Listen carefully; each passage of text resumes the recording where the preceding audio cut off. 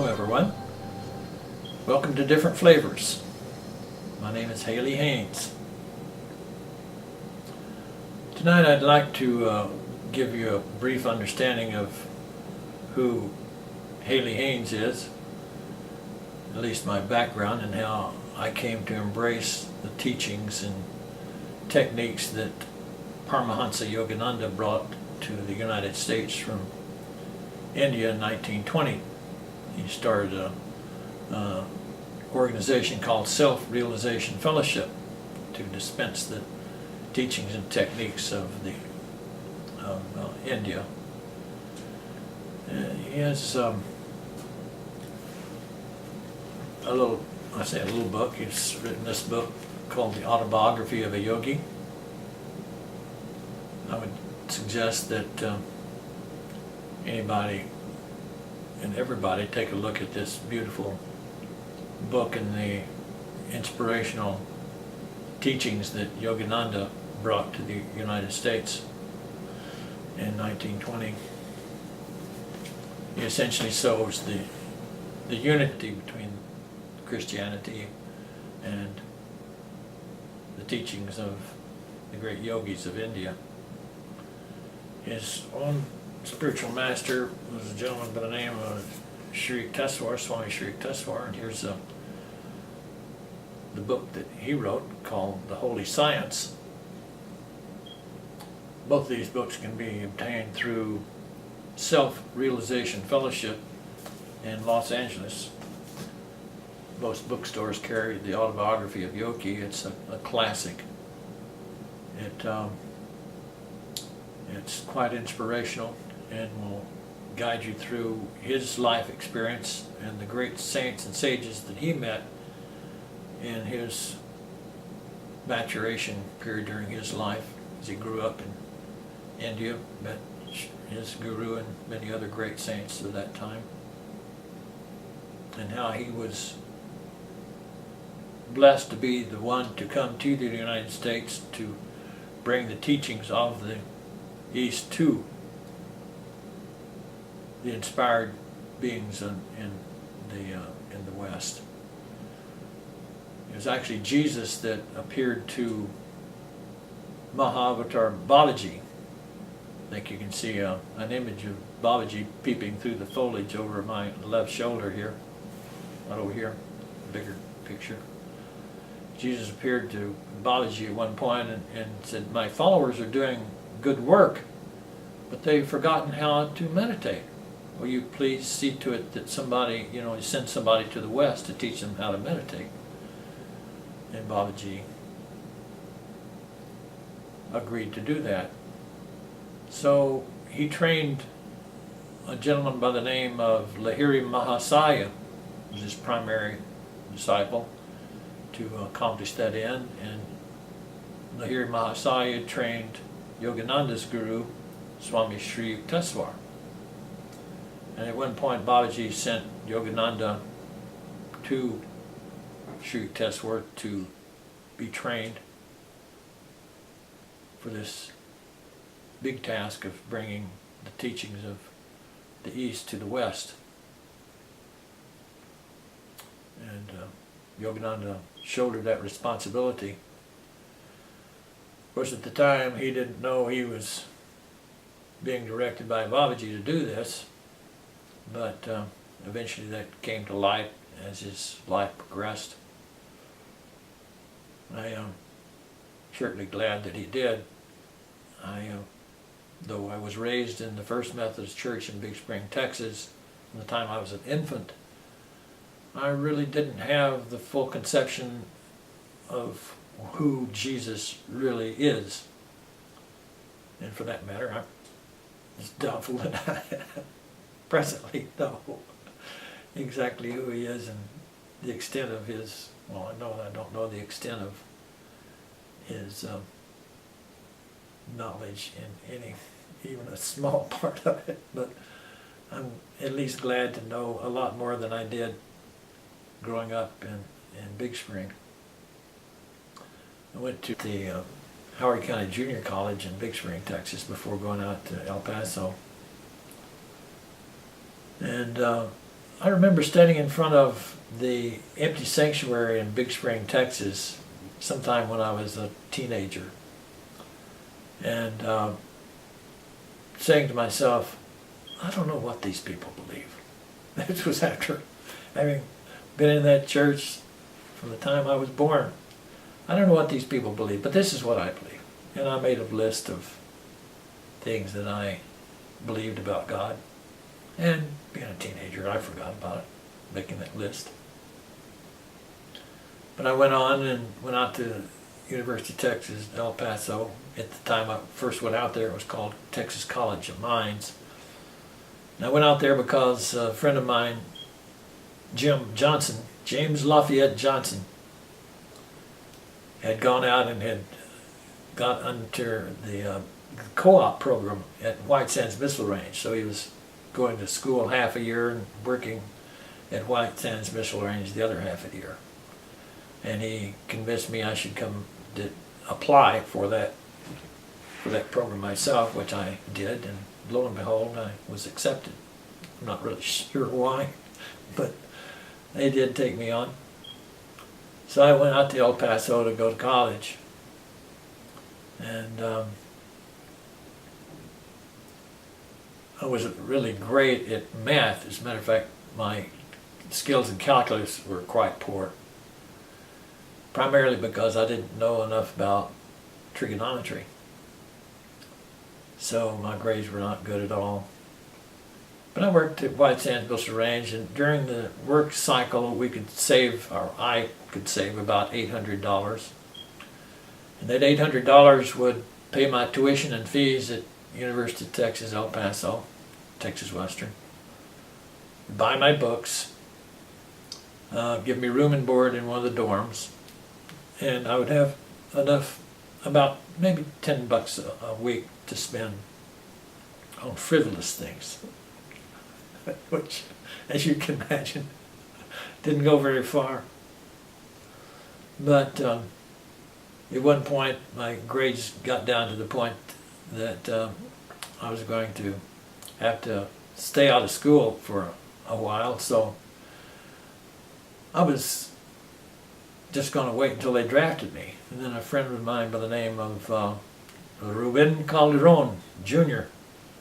talked me into going out to the Naval Reserve Center and signing up for the Navy Reserves so that I wouldn't have to go to Vietnam and carry a rifle around the rice paddies of Vietnam. His father was the president of the Highway 87 Association, which went down from Mazatlan all the way to the Canadian border. Yeah, fantastic person. Anyway, I ended up going to the University of Texas in El Paso, and during this period I decided to go to boot camp. It's an 11-week boot camp, was the full naval boot camp. So I went out to San Diego for the full Navy boot camp, which may have been a big mistake. I'm not really too sure. I could have learned everything they had to teach me in 2 weeks as opposed to the 11 weeks that they subjected me to out there. And when I came back to El Paso, I was still going to the Methodist Church. The Trinity Methodist Church was the largest church in El Paso. And I was very active in the college class and doing ushering and that kind of thing, so I was very active in the church. But when I came back from boot camp, the Methodist Church was no longer mine. It was a very strange experience, but there's no way to explain it other than it was just like it was an overcoat that no longer fit, and it just wasn't mine. Other than saying that, I really can't explain it, but I knew the Methodist Church was no longer my church, which was very confusing. I continued to go to the church, and then I got married in the summer of 1966, and by the time the end of that school year, I had to go active service, United States Navy. So I went out to Long Beach to join the ship that I'd been assigned to, the USS Chemung, AO-30. It was they could call an oiler. It was the second oldest ship in the Navy at that time. It's long since been decommissioned and cut apart. But spent 2 tours to Vietnam on that ship. Interesting experiences. Don't have time for this video to tell you about those. But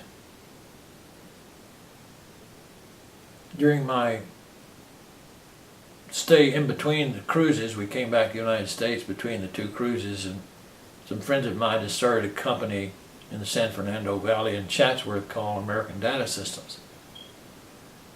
And I worked with those guys while I was waiting for the second cruise to come around. Still going down to the ship during when I was required to be there. When I wasn't required to be there, I was in the San Fernando Valley working with these guys at American Data Systems. And then I took the second cruise, and when I came back, brought my wife back from Odessa where she was living with her parents, and started a life there in Canoga Park.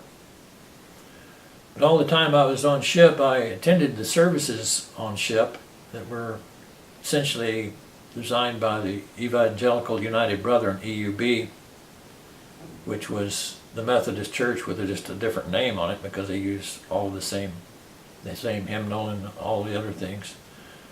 But it took them like 50 years to ever come together and become the United Methodist Church that we see today. But having said that, I knew that the Methodist Church was no longer mine. I was still lost in that regard. So I came back to the States after my second tour with the USS Chemung off the coast of Vietnam, and brought my wife back out from Odessa, like I said. And but I still couldn't find my church because I was going around that area in Canoga Park and looking for my church, you know. But nothing seemed to fit. And I'd had an accident on the ship on the way back from our second tour that I'd banged my knees on what you'd call a knife edge seal on one of the watertight doors that went up. And it was in the forward part of the ship on the Chemung. I was going to go down to the ship's stores. It was down below, and it was dark, and I banged my knees on the knife edge. But I didn't want to tell the corpsman on the ship because I didn't want to spend another minute in the Navy. I was young and full of vim and vigor, and I didn't want any more time, and I knew that if I told them I might have to go to the hospital or something like that, so I just kept my mouth shut, which in retrospect was a big mistake. Didn't know the long-term implications of what I'd done. So I had to have an operation on my knees. My cartilage, I'd walk a half a block and have to stop and put my cartilage back where it needed to be to obviate the pain. So I finally submitted. I decided it was time to get the cartilage thing taken care of, so I did some research and picked a guy by the name of Robert A. Grant. He was operating out of the West Valley Hospital in Canoga Park. And I went to see a Dr. Grant on a Friday, and he said, "What can I do for you?" And I said, "Well, Dr. Grant, I need a cartilage operation." He said, "Oh," he was a great big guy, like, "Who are you to tell me that you need an operation?" But he measured above and below both knees, and he said, "You want to do it in the morning?" With kind of a shock. And I said, "No, sir, I've got a few things to take care of this weekend." So we can do it on Monday. So that weekend, before I start that, he said, oh, by the way, he said, we'd better straighten those legs. He says, one of the reasons you're having cartilage problems is because you're so bow-legged. And I said, well, okay. He said, we'll have to break both bones below the knee and to straighten them. You'll be in a cast for a while, but then after that heals, then we'll do the other leg. Okay. So that weekend I saw, one of the things he said, if you don't do it now, he said, by the time you're 60 years old, you'll be a bow-legged old man on crutches with arthritis in both knees. He said, it'd be the outside joint that doesn't carry the weight. And I said, well, okay. So that weekend, I tell you, I saw 6 bow-legged old men on crutches. I don't remember ever having seen one before. And that weekend I saw 6. And I said, okay, Lord, I said yes, and I guess you're giving me confirmation that was a good decision. So we did the operation on Monday, and I was out for a couple of weeks from work at American Data System. So when I went back to work, the other guys that were there said, there's a new engineer who'd come on board. He's a mechanical engineer by the name of Ralph Graber, and he's trying to talk other people into his religious beliefs. He's a proselyter. And I'll tell you, proselyters had never been somebody I wanted to run across, because I'd seen enough of them when I was a kid, and they always shook my faith, and they made me examine what I was doing and made me question my approach to spirituality. And so I wasn't looking forward to meeting this Ralph Graber, and they described what he looked like. He was tall, skinny, and said he wore a bracelet like this one right here. See that? Can you see that? And it's called an astrological bangle. So I wasn't looking forward to seeing this Ralph Graber guy, but I was hobbling down the second floor hallway at Atomics International building. We were occupying half of the building at that time, having moved out of a small facility up in Chatsworth. Beautiful building, probably still is. It's on DeSoto Avenue in Canoga Park, Chatsworth, Canoga Park. I was hobbling down the hallway, and I saw this Ichabod Crane looking guy coming toward me, and he was wearing Ichabod Crane looking boots that zipped up, which I later became very fond of. I liked that kind of boot. And then he was wearing this bracelet, for goodness sake. Oh my God, here he comes. And I knew I couldn't outrun him on those crutches, and there was no place to hide, so I surrendered to my fate and subjected myself to his belief system. But when he started talking, he eventually started talking about some very interesting things, like the Shroud of Turin, the Holy Shroud of Turin, that I'd never heard of before, which is supposedly the burial shroud of Jesus. And just recently, that shroud has been recarbon dated to the time of Christ, and supports their belief system that this shroud is indeed the burial cloth of Jesus. But on this burial cloth there's an image, both back and front, full body image of Jesus. And the image of the face is something that Ralph Graber had been very interested in as an engineer at Cape Canaveral in Florida. And he did extensive research with regard to the Holy Shroud of Turin.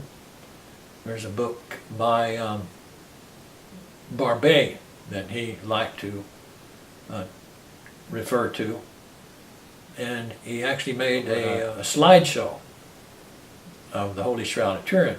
And from what Ralph's son says, that he and his wife are going to be putting that slideshow up on YouTube. I don't know when, but when I hear about it, I'll I'll let you know through another video. So Ralph showed me a slideshow and what have you, and at some point he invited me to go to a meditation at one of Yogananda's temples called Lake Shrine. It's right about a quarter of a mile up off of Will Rogers Beach, Pacific Coast Highway, in the Pacific Palisades. And I'll tell you, if you're ever in the area, that you really need to, you owe it to yourself to go to Lake Shrine, because it is a garden spot in Los Angeles. Absolutely beautiful. And the people there are really beautiful people, and you'll be well received, I'm sure. You're coming up off of Pacific Coast Highway and Will Rogers Beach. It's about a quarter of a mile up on the Sunset, right before you start the climb, the hill that goes up into the Pacific Palisades proper. But we went to that meditation that night, and that particular night was taught by a Swami by the name of Jivananda, a monk. He was a very severe to himself. He was real aesthete. He's an amazing human being. He's passed now, as most of the yogis that I met during that time have left the body. But I liked what he said, and but at the end of the service they had everybody stand up and they chanted Om, which was rather unusual for a Texas boy been raised in the Methodist Church, but I liked the other things he said, so I decided not to make a big point of it. But that night, when Ralph took me home in his Mercedes, and I enjoyed riding it because I could move the bucket seat all the way to the back and I could sit in the front like a grown-up. My wife and I had a 55 Plymouth that had a bench seat, so when she was driving, she had to move the seat far enough forward that she could reach the pedals, and I couldn't sit up front, so I sat crossways in the back like a little kid. And I was miserable and giving her a lot of trouble. I don't know why she didn't just kill me, but fortunately she did. And we parked in front of a little apartment, which is about a quarter of a block off of Sherman Way on DeSoto Avenue in Canoga Park. And Ralph began to lay out the basic tenets, the philosophies that Yogananda had brought over from India in 1920. And literally the hair stood up on the back of my neck, because Ralph was going down the list that I'd made standing in front of that empty sanctuary when I was a kid, point by point, in order, because I flashed back on having made that list, and I was just, blown away. But I knew at that moment that indeed I had found my church. Yogananda reeled me in like a fish on a line, so I've been practicing his techniques and reading his lessons since December of 1969. I am still totally amazed that how closely God listens to everything that we say. And not only does God listen to what we say, He pays very close attention, and He's got an excellent memory. And that's how He brought me back into the church that I've been looking for, my lost church. And I'm deeply grateful to all the great souls that I've met since that time. Grateful to Ralph Graber, who is now passed, to all the monks of self-realization that I was associated with back in the 70s and 80s, early 90s, most of whom are now passed as well. I have so many experiences that I can relate with regard to the great people that I've met on this path, and the strong influence they have had in my spirituality and my maturation in spirit during this time. I we'll have to make another video to talk about some of these people. But one of the people a couple of people I'll mention, one of whom is a guy by the name of Joseph Robert Raymer Jr., call him Bob Raymer. The time I knew him, he was a pilot, the senior check pilot for Golden West Airlines in Los Angeles. They had a small airline, the commuter airline, that he was working for at that time. But I found out he was a disciple of Paramahansa Yogananda, so every time he had his doors open, which is once a week usually, I'd go to his home in Pacific Palisades. He was on Napoli when I first met him, and meditate with Bob Raymer. Of course, I was meditating with the monks at Self-Realization Fellowship and at Lake Shrine as well. So my life, spiritual life, was spent a lot of time there, which my wife didn't like very much. She didn't like it at all, as a matter of fact. But that was what saved me, I think, literally, and taught me the basic philosophies of the East and how they were saying the same thing that Jesus was saying in the Bible, and really explaining things that were being said in the Bible that I had no understanding of. And as far as I know, the preachers and teachers that I had been subjected to all my life didn't know anything about it either. You know, they could quote the scriptures, but they had no idea really the deeper esoteric meanings of what they were expounding. So one of the major things is that God is right within each one of us. That these bodies we wear are the temple of God, as Jesus said. He also said that we're gods and sons of gods, children of the Most High, and that we should go, therefore, and be ye perfect, even as your Father in heaven is perfect, which that's a heavy load for anybody to carry. How do you get your mind around something like that? And he said that they were asking where the kingdom of God was. Some say, lo here, lo there. He said, behold, I say the kingdom of God is within you.